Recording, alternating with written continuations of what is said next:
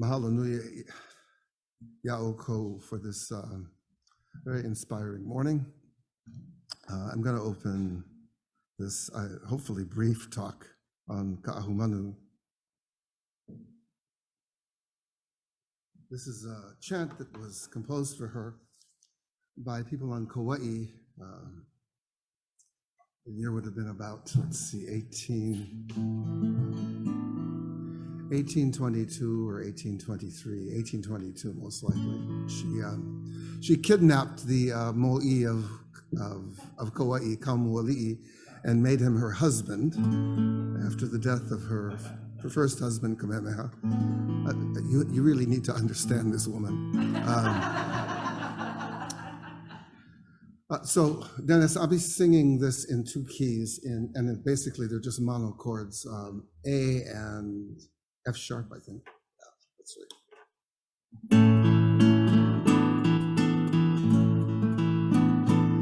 E puana kamakani la ea, ina hala o malelewa.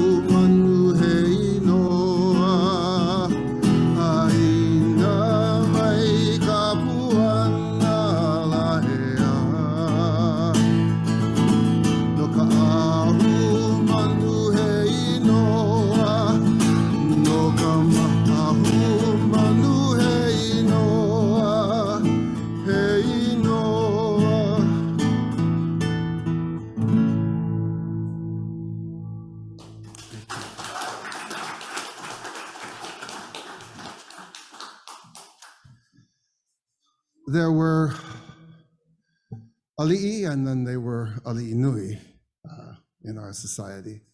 Ali'i were ranked, some people said that there were as many as 23 ranks of ali'i. They were chiefs, they were men and women.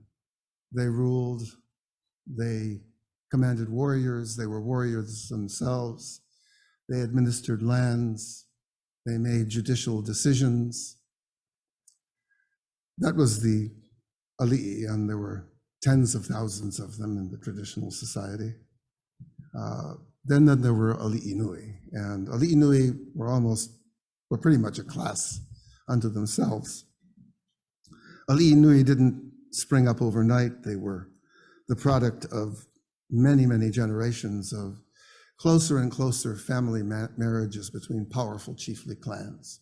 And at the time that Kahumanu was born, this had become basically the way the society was run, and power and authority and peace basically were maintained in large part by very strategic ho'ao, we'll call them. They weren't really marriages, because our ali'i were polygamous, completely polygamous, and had children from multiple mates. But to have a particular mating between two families was politically significant, important.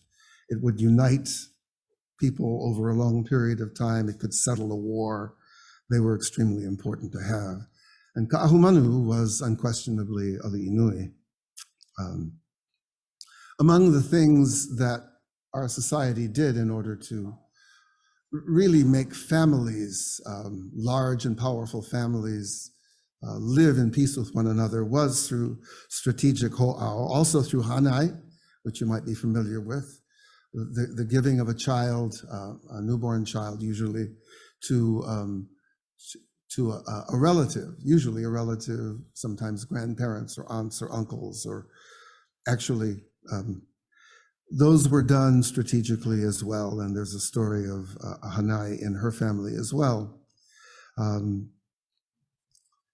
give a really good example of, well, actually to really understand the time that she was born into, Kahumanu was born to Hawaii Island chief Ke'omoku Pahiahi, and he was a powerful ali'i, a scion of a family called Keawe on Hawaii Island.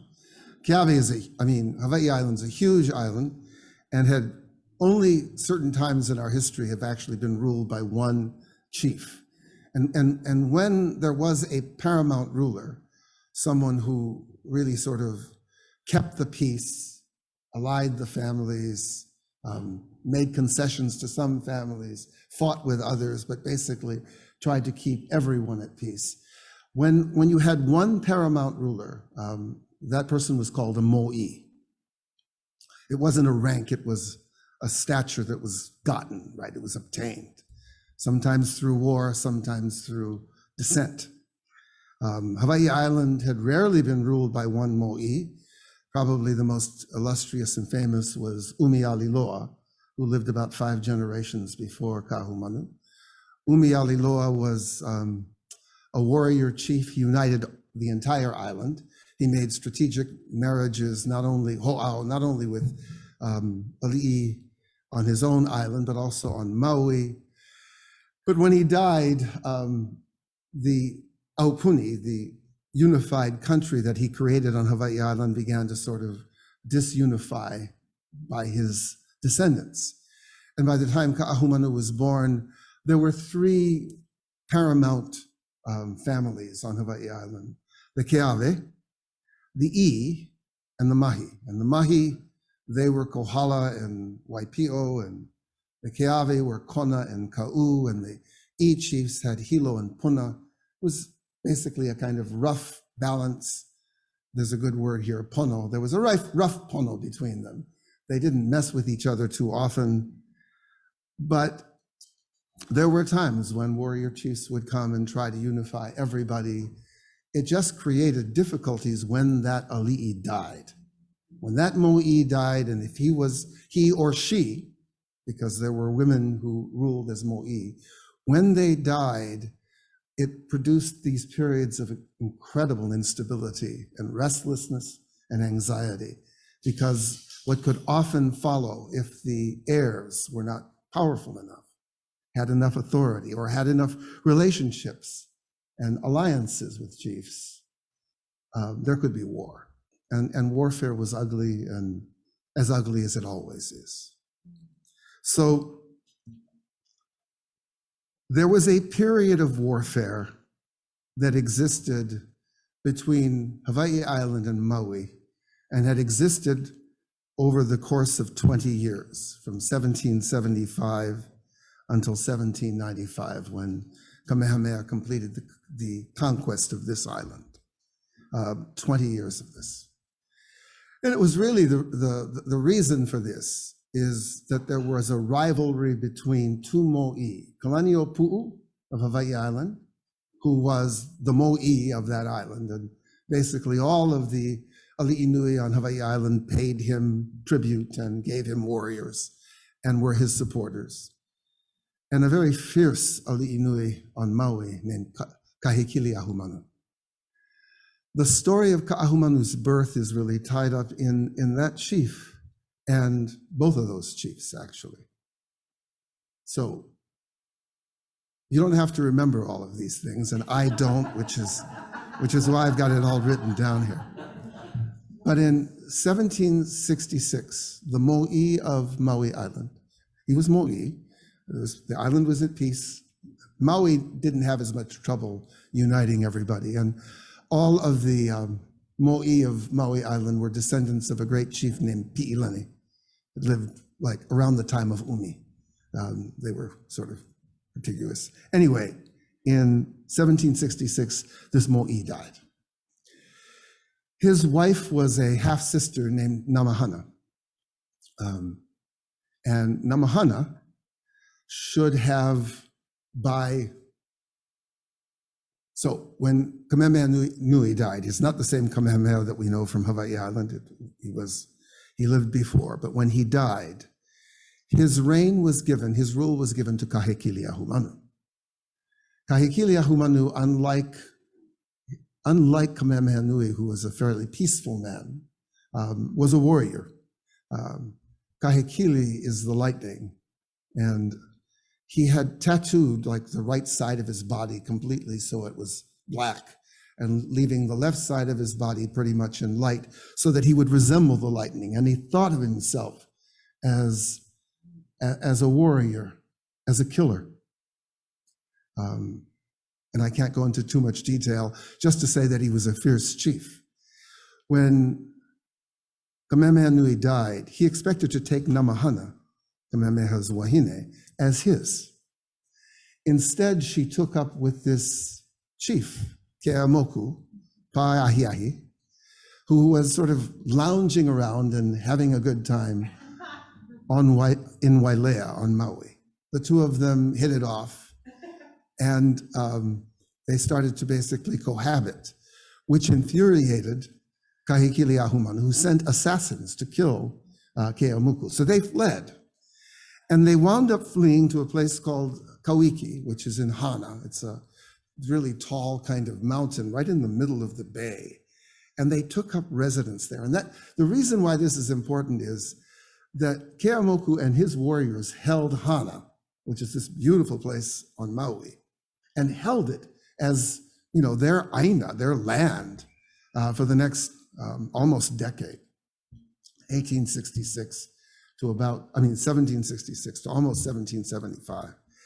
They were there. They couldn't be dislodged. And it's in this period of time that Kahumanu is born to those two. So she grew up in this atmosphere of siege, warfare, and the kind of warfare that the Maui and Hawaii chiefs played with each other was mostly rivalry, although it could become incredibly bloody.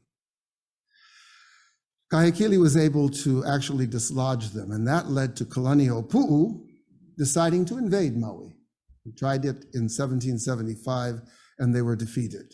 A young chief, well, not young, but one of his chiefs, Kamehameha, really distinguished himself in that battle. When they were defeated, he tried again a year later, a huge debacle in a battle called Kanilua. And not only was Kalaniʻopuʻu defeated, but the core of his army, probably close to 1,600 men, were killed. His life was spared, but he was really very much a diminished chief, and he would not be able to invade Maui again. And it's in this period of time that Kamehameha is growing older and becoming more and more of use and respected in the court of Kalaniʻopuʻu. So at some point in there, Kamehameha took Kahumanu as a wife, a ho'ao.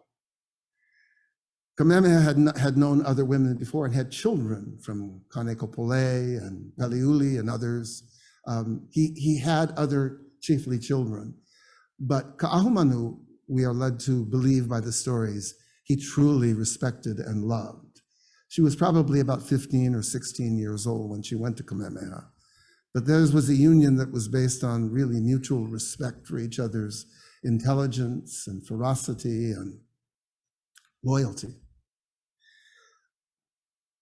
Unfortunately, Kahumanu could not bear children, or at least could not bear them to Kamehameha. And at some point, recognizing this, Kamehameha took her sister, Kahei Malie, as a chiefess and had children with her. This greatly distressed Kahumanu, and we have a really famous story that in 1789 she swam out from the beach. Can't remember where this was, But she swam for 5 miles, and the intention was really to keep swimming until she died. She was rescued by another ali'i, Ho'opili, who convinced her to come home and that she had a destiny ahead of herself. So I want to shift here and basically, I won't say very much about Kamehameha's conquests or about how he ruled as a chief after conquering Oahu. I will say that he depended more and more on Kahumanu the older he got. His principal advisor was her father. And in fact, he named her father Kuhinanui, which is sort of like consigliere. I mean, if you've read The Godfather.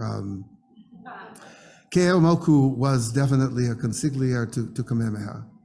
And somewhere around between 1802 and 1804, Keeaumoku got sick, very, very ill. And I will say at this point that this was not an uncommon thing for the early 19th century.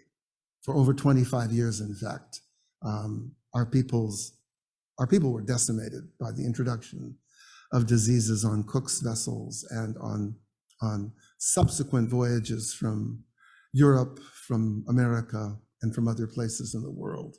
And the population, and this is all I will say about this, is that the population, which probably, in all likelihood, equaled at least 500,000 people at the time of Cook's arrival, by the time of Kamehameha's death, had dwindled down to about 200,000 people.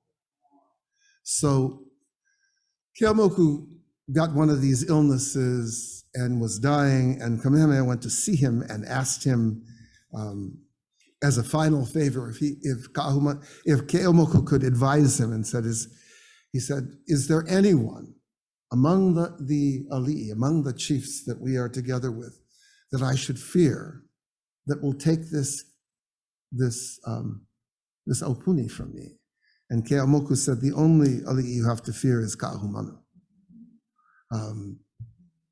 So he said, Kamehameha said, what do you advise I do? And he said, Keeaumoku said, place a kapu on her body so that she cannot sleep with other men. Make her your kuhinanui, make her your counselor when I die. Allow her to have complete, the kind of authority that I would have. That's what he said. This is what Kamehameha did. He also made of her body a pu'uhonua, which meant that anyone who came to Kahumanu to appeal for life, having broken a law or a kapu, could be spared. He gave her great respect and aloha, but he could not give her what she wanted, which was, freedom. And when Kamehameha died, so to hurry this story along, Kahumanu was the only female at that time allowed into the Council of Chiefs, the Aha'ali'i. She would meet with the other great chiefs and they would discuss policy with Kamehameha. When Kamehameha sickened in 1819, in the early spring of 1819, and it was feared that he would die, there was a great deal of anxiety because Kamehameha had also, so in order to cement his succession, Kamehameha had taken a very high-ranking chief, Keopuolani, who was actually a niece. They were closely related. He had taken Keopuolani at a very young age, probably 12 or 13, when she became his wahine, and had 3 children with her, Liholiho, Kawikiaʻuli, and Nahianaena. And there was great fear that Kahumanu would steal the aupuni. The Hawaii Island ali'i were very suspicious of her, even though her father was a keawe, because her mother was a Maui chiefess. And they were also suspicious of her because she had managed to bring a great many of her Maui cousins into Kamehameha's administration. Kalani Moku, a cousin, her brother and sister, Kahehe Malie, they were all a part of Kamehameha's inner circle, and the Hawaii Island chiefs were really anxious about that. There were rumors that they intended to kill her, to assassinate her after Kamehameha passed. She was able to basically avoid that happening. But you need to understand that she was in a very, very strange position. She was a Maui chiefess. She had had Kamehameha's aloha and respect and support for basically her whole life. And when he died, she could either move away, be killed, or really take charge. What she did was created or helped to create a really strong relationship with Keopuolani, the mother of the three heirs.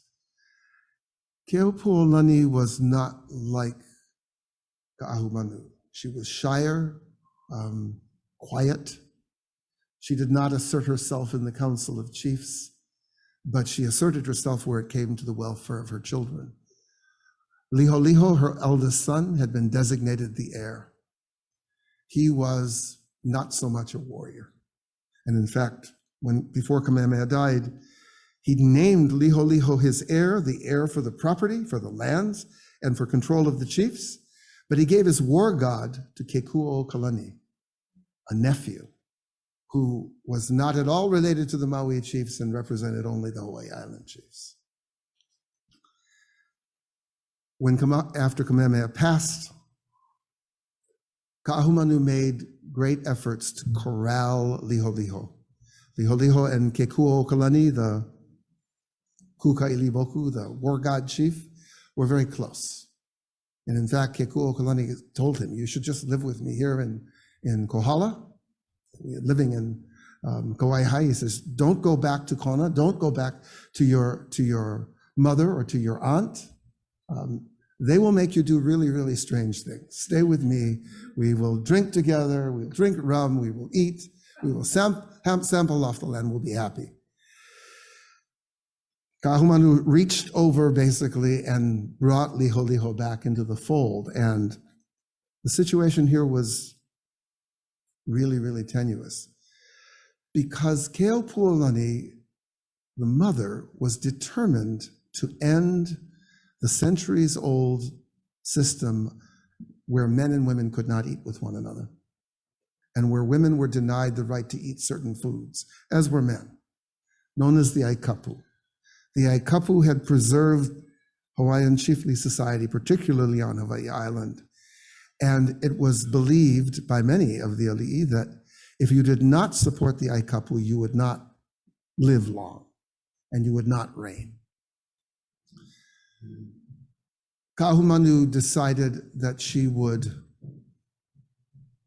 exploit Keopuolani's decision and desire to be free of the Aikapu and to be free of that sort of male-dominated authority and unify the chiefs that she could around her, realizing that Kekuokalani was a threat. And that led in December of 1819 to a confrontation between Kekuokalani's armies and Ka'ahumanu's. Ka'ahumanu fought in that battle. She commanded the squadron of boats alongside Kuamo'o that shelled Ka'ahumanu's people and fired at them. She was a combatant, and they won that battle. I'm going to need to finish this because I've gone on long enough, but you need to understand that in defeating Kekuokalani and in uniting the ali'i around Liholiho and Keopuolani's heirs and Kamehameha's heirs, Kahumanu had done what she really was supposed to do as a high-ranking chiefess, but she was now pretty much the most powerful person. Liholiho was never really regarded as mo'i. The decision maker was Ka'ahumanu. In fact, Liholiho and Keopuolani would both pass away in 1824. And when Kauikeaʻuli, who was the second child of Keopuolani and Kamehameha, when he was named mo'i, Kahumanu declared herself regent which meant that she would rule until Kauikeaʻuli was old enough to rule, which would be when Kahumanu passed away. That much was really clear. The final part of this, which may be the shortest part and maybe concerns people here, is Kahumanu's relationship with the mission. They arrived about a year after Kamehameha's death in 1820. They immediately identified her as the power. They followed her everywhere. She lived originally in Kona, and Bingham decided that the mission should be in Kona. When Keopuolani decided she wanted to live in Lahaina, so Kahumanu followed her to Lahaina, and Bingham followed them to Lahaina. Clearly, wherever Kahumanu was, she was going to attract the attention of the mission. It's very clear that Kahumanu saw in the American mission a path to power that was consonant with our people's values. That is to say, we believed in powerful religious leadership. And the ending of the Aikapu had basically dispelled that religion. It was as much Ka'ahumanu's decision to embrace Christianity for its political advantages as it was that Keopuolani, for instance, probably really believed in the message of the gospel and wanted to be baptized. Between the two of them, from the time of Keopuolani's death until Kahumanu, who passed in 1832, there was really just this gradual conversion of Kahumanu. She took that religion and literacy, the ability to read and write, those kinds of things, she took as a path to power. But by 1827, I think she became more and more convinced that something spiritual needed to be done for the people, because it was really clear that the great dying was in its throes. Thousands of people dying, sometimes within a month. A smallpox would take 12,000 people in the 1830s, and then again in the 1850s. I mean, when these things happened, it was clear that the people were desperate or needed some kind of salvation. And in 1827, she was baptized. But even before that, she was already leading the chiefs. She would meet with the Council of Chiefs, and it was really by her decisions that new laws came into effect and were proclaimed for the entire archipelago. Laws forbidding theft and killing, of course, but also laws mandating that people respect the Sabbath and not work on a Sunday. Laws mandating that really you could not have sex with another person unless you were married, and you could only be married to one person. So ending polygamy and instituting church-sanctioned monogamy.